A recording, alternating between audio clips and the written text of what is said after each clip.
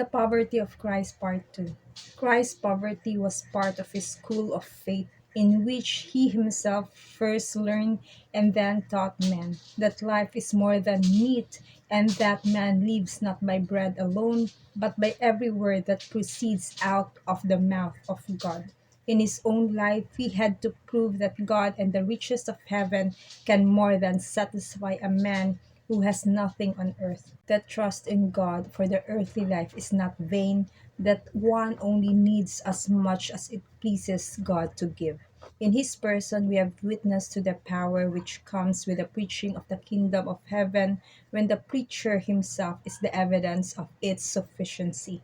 Christ's poverty was one of the marks of his entire separation from the world, the proof that he was of another world and another spirit. As it was with the fruit, good for food and pleasant to the eye, sin entered the world, so the great power of the world over man is in the cares and possessions and enjoyment of this life.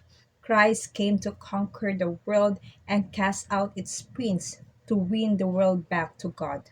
He did so by refusing every temptation to accept its gifts or seek its aid. Of its protest against the worldly spirit, its self pleasing, and its trust in the visible, the poverty of Christ was one of the chief elements. He overcame the world first in the temptation by which its prince sought to snare himself, then and through that in its power over us. Jesus came to the earth for a very special purpose, and that is to give us an abundant life, to destroy the works of the devil. For the works of the devil are sin, poverty, curses, and sickness or diseases, as stated in John chapter 10, verse 10. For the thief does not come except to steal and to kill and to destroy.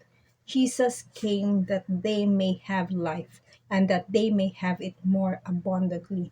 For Christ came to destroy sin, to finish sin through his finished work at the cross. As stated in 2 Corinthians chapter 5 verse 29, for he made him who knew no sin to be sin for us, that we might become the righteousness of God in him. First Peter chapter 2 verse 24, who himself bore our sin in his own body on the tree, that we have died to sins, might live for righteousness, by whose stripes you were healed. He not only came to save us, but also by his stripes he'll heal us from the physical, mental, psychological, and emotional pain. First Thessalonians chapter 5 verse 10, who died for us, that whether we wake or sleep, we should live together with him.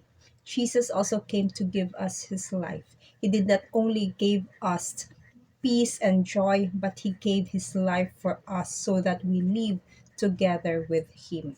Christ's poverty is a gift for us.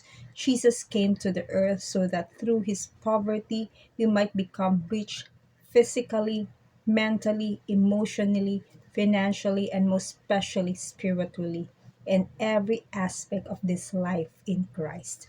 The poverty of Christ was thus no mere accident or external circumstances. It was an essential element of his holy, perfect life, one great secret of this power to conquer and to save his path to the glory of God. To God be the glory. God bless you.